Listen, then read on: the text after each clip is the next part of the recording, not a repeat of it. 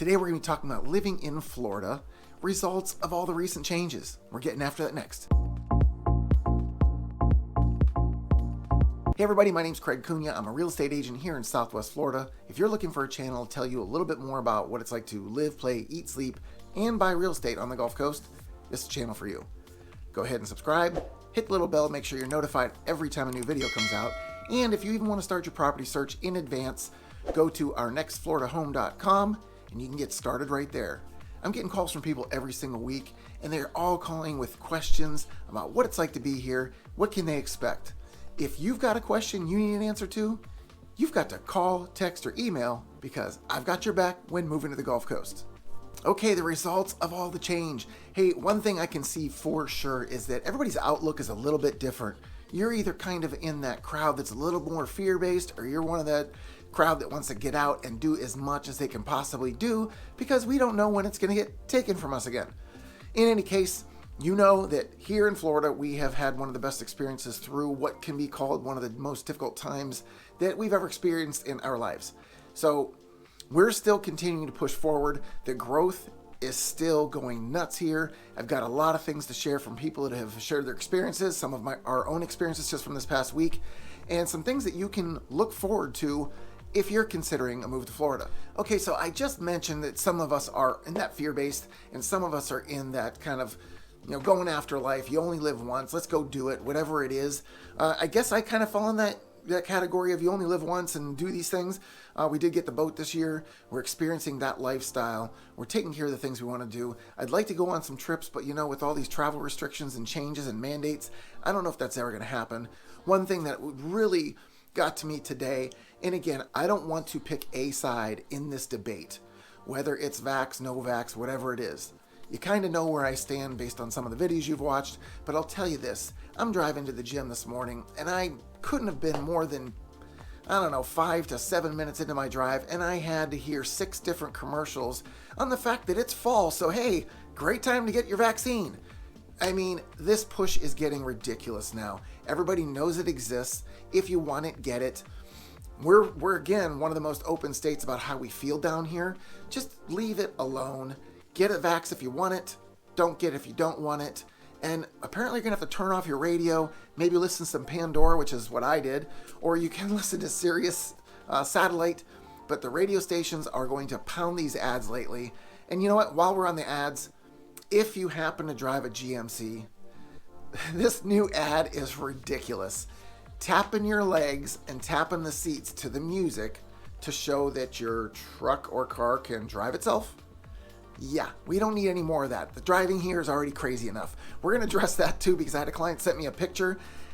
I can't believe what people are doing to get the things they want and how they want it, but it's getting absolutely nuts. Now, one of the things I am noticing locally here is that there seems to be less of the hoarding thing going on. You don't see people loading up their carts at the store and grabbing all the things they can. The shelves seem to be a little bit more stocked than normal. There seems to be a little bit more compassion from people for the most part. I haven't really seen too much of the nasty side of things. It's been more kindness.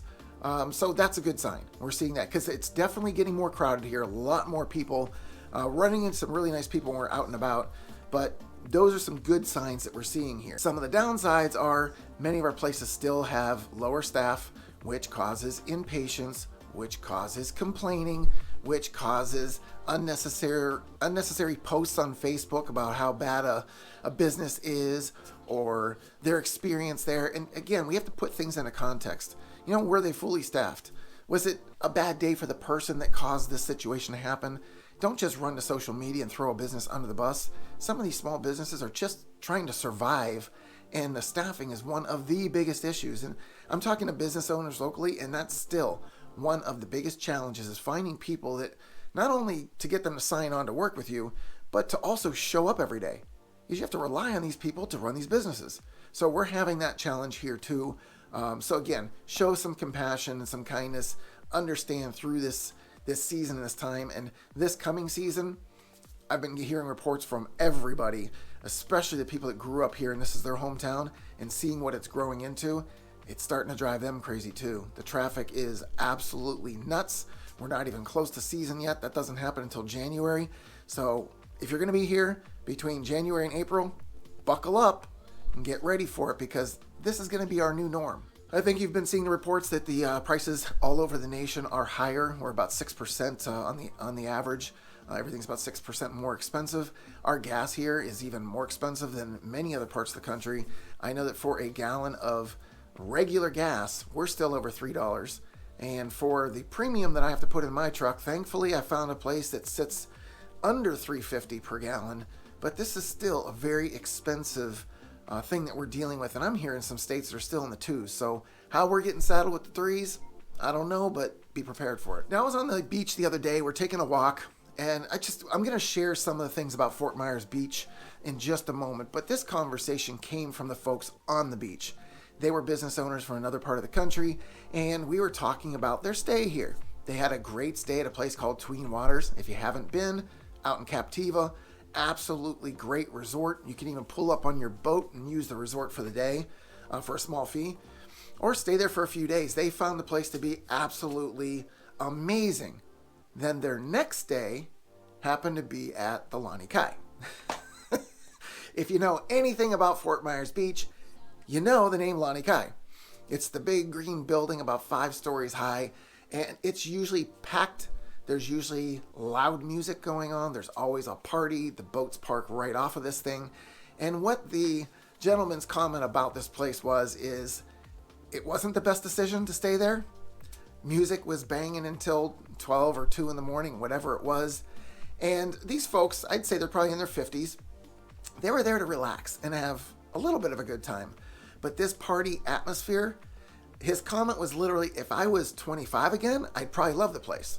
But if that's not your angle and what you're going for, don't stay at the Lani Kai. It is truly a party destination. All the locals know it, the boaters know it, and if you've vacationed down there before, then you probably know it too.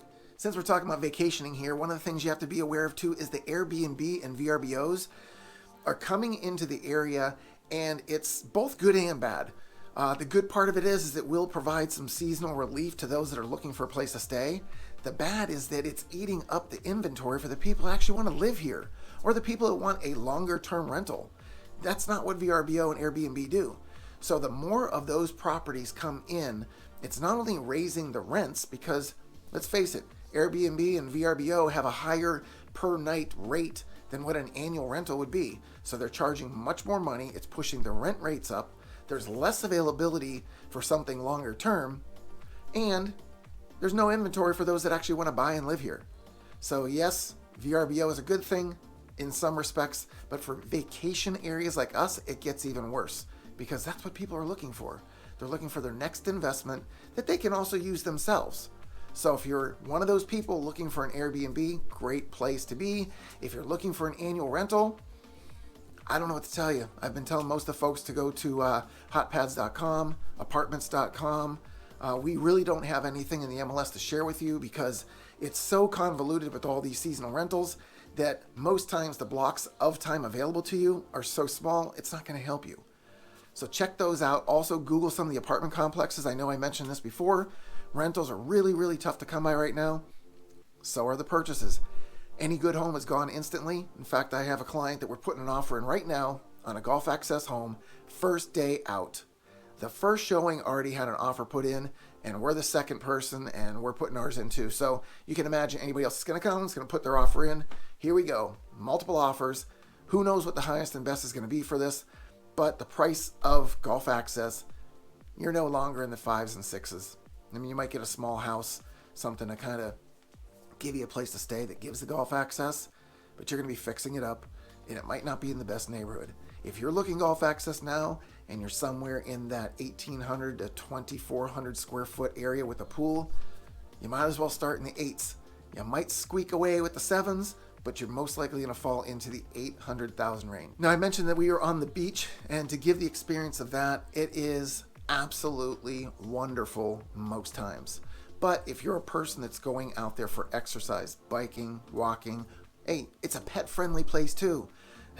You can bring Fido there anytime. There's many restaurants that actually have access for the pets. We took our little pup down there for lunch, and she sat down, minded her own business, had her little snacks, and it was a great experience for everyone. The breezes were amazing. But the beach side, if you're going to be walking out there, biking out there, walking your pets, morning is going to be best for you. It's cooler.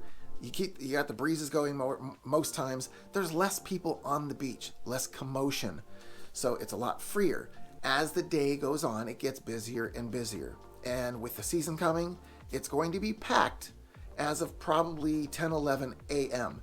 So if you're somebody that you know that you love the beach, get there early. Otherwise, you're going to be waiting in lines to get onto the beach. Now, if you're looking for a Fido-friendly place that has great food and a massive menu, try Nervous Nelly's. It's over on the bay side.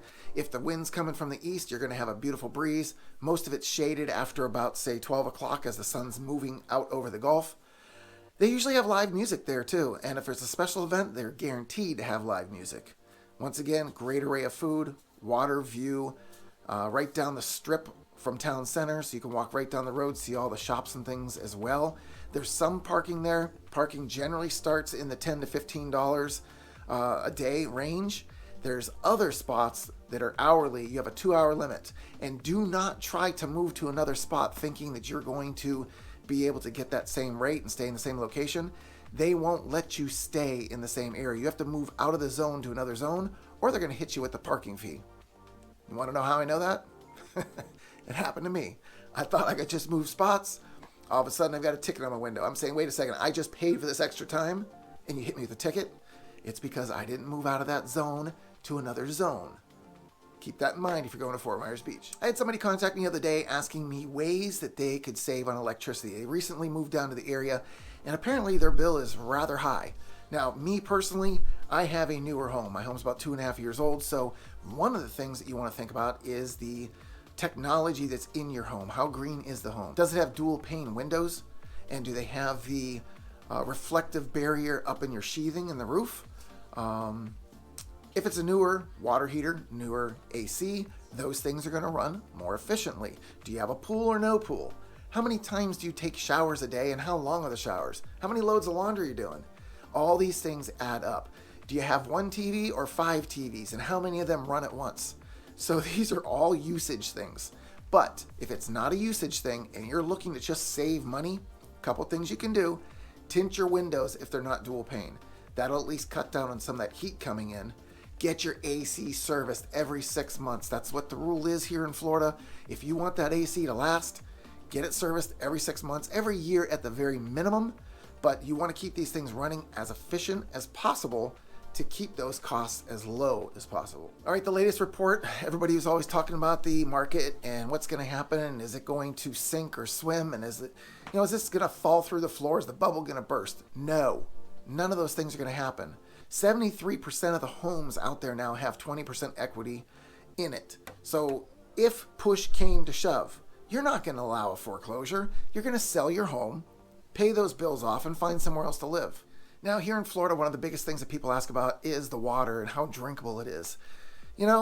I've had my own set of experiences, and here in my home, I will fill the coffee pot straight out of the filter on the refrigerator. I fill my water bottle out of that same filter, change the filter every few months.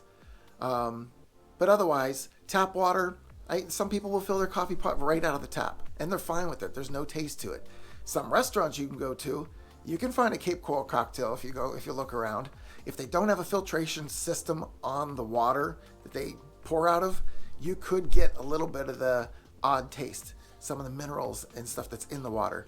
But for the most part, the water is fine. Now, if you're on a well up in the northwest, northeast, filtration system will help. But what a lot of people do up there, my mother's an example, she's in the northwest, she gets bottled water and she buys bags of ice cubes, because otherwise she'd have to use this water straight out of the ground. Yes, it goes through a filtration system. No, she does not have a whole home reverse osmosis. So there will be that taste of the minerals and things in the water unless you do that. A whole house reverse osmosis, there's varying systems, but from what I've been able to gather, on average, you're going to be in the $5,000 to $7,000 range to get the whole house version put on. Now you can get the smaller portable versions for under the kitchen sink. They have their own little spout that you can pour out of, if you want to try it that way. Otherwise, again, bagged ice, bottled water. Now, as some states are starting to increase mandates we saw that New York and I think California now kicked in and they say, hey, you got to have a mask if you're indoors anywhere. And there's other places saying you need at least one vaccine shot if you're going to do this, that, or the other thing. Again, Florida is not that. In fact, we have huge events going on here that there really aren't many masks to be found anywhere. We were just recently down at the QBE shootout. It was the golfers came into town. We went for the first time, kind of followed the gallery and got our chance to watch the pros do this. We do it as amateurs, and we're very amateur when we see these guys play. But it was a great experience to see how these guys do it. Then what we did is came back later in the evening for Live Fest. This is something we've done previously, and the event just got larger. It was one of the biggest turnouts they've ever had, and part of the reason is Cole Swindell and Thomas Rhett. Those are the headliners. I mean, these are some major stars. We had a great time. Beautiful weather, brought our own chairs, kind of camped out there on the driving range, and enjoyed a great evening. It's expensive, very pricey if you're looking to eat and drink there. I think a Mick Ultra might have been $10 a pop. So yeah, for a beer, $10 is a little bit expensive. The food was even more than that. So if that's not your thing, eat before you come or find a way to bring it in. But security is there checking bags, so you got to be careful with that. In any case, we're holding these events all the time here. We have large crowds gathering. I know that these mandates are going in place right before the holidays, but I'm going to tell you what, New Year's Eve, there's going to be big crowds again. We're going to be dropping balls. We're going to be having drinks. It's going to be a great time. If that's your thing, then hey, Florida is the place for you. Now, I mentioned the driving around here recently. We've talked about this in a number of videos, but I had a client, Rick, thank you very much for this donation. He was driving down the road the other day and he found this. Somebody decided they weren't going to obey the detour signs and they were going to find their own way across the median. Well, this median is blocked off for a reason. Construction is active here. This is the intersection, or this is the street that I put in one of the last videos where it's probably going to be this way for a year and a half or 2 years. That's just how long these projects take. But he's seeing the same things that we've been talking about. People running red lights, people switching lanes without a signal. You can't get somebody to move into the proper lane when they're driving because they just don't want to. So be very patient. It's going to be super busy and you're going to see some crazy stuff. So, hey, if you happen to get a video of it, go ahead and send it to my email and I'll be sure to include it in one of the future videos. One of the cool things that's coming to our area, you might have heard about some of the problems that we've had with Waste Pro here. Waste Pro is the garbage company that picks up throughout the week. And there's been times where they might have missed one of the streets or a few of the houses or a whole neighborhood. But they've gotten better. I haven't heard the complaints. One of the things we have a problem with here is bulk pickup. Bulk pickup is that big oversized mattress, that huge TV, that table, that entertainment center, all those things that you don't want anymore and you can't sell or don't choose to sell and you put by the roadside waiting for somebody to pick up. They usually put a sticker on it and maybe 3 or 4 weeks later you get it picked up. The bulk pickup is definitely not efficient, but they're adding a new location up in the Northwest. They're going to have times in which you can drop off for this bulk location. I'll give you more details as I find out. If I'm able to get an exact location, I'll go ahead and post it down below. But keep in mind, if you've got bulk things to dispose of, we have another location coming, and it should be coming rather soon. In an area that's growing like Cape Coral and Fort Myers, and really all of Southwest Florida, one of the things that we will see is an increase in certain types of crime. And one of our increases as of late is car break-ins. So do yourself a favor. Don't leave valuables in your car. Don't leave anything in sight that would tempt somebody to break into the car. If you can put the car away in a garage, which that's what I do, put it away. That eliminates that whole process. But there's more people coming in. And again, there are some hard times for some folks, so desperation could have them doing these things. But if you don't want to be the victim of one of these things and have to go through all the insurance hoops to get everything fixed and replace whatever you lost that you left in your car, don't leave anything and put it away if you can. We've recently also had a push of people toward going again towards the new construction. I had another person just the other day that we're going ahead and starting to search for the lots and land to put their new home on. It's just an easier process if you have time. If you're not in a position where you need to find somewhere to live right away, construction may be your proper route to get it done. Once again, I'm here to represent you with the builder. They pay me to do that. So even if you aren't going to be living here, I'll be able to keep after the home, send you pictures and video. Just did this for some clients the other day, Steve and Janine. Hope you enjoyed that video, but that will give you a sense of what's happening to the home as you're going through the process, and won't leave you going through these bidding wars that I just talked about with my other clients. You won't have to deal with the bidding war. And many of them are starting to lock their prices in and keep them locked. I know we talked about the possibility of those prices changing, but you know what? They're losing business that way. So if they can lock a price and keep the price, they're going to keep their clients and they're going to keep the business moving forward. So if new construction is something that you would like to consider, go ahead and reach out to me. I'll talk to you further through the process, let you know whether you need a construction loan for that builder or whether you need an end loan, and we'll get you moving in the right direction. All right, so that's a little bit more about living in Florida and the results of the changes that we're seeing. There are going to continue to be changes. I'll continue to share them as I'm seeing them. If you would like more information about moving to Florida, moving to Southwest Florida, Fort Myers, Cape Coral, whatever it may be, check out one of these other videos. And if you've got a question that you need an answer to, you've got to call, text, or email, because I've got your back when moving to the Gulf Coast.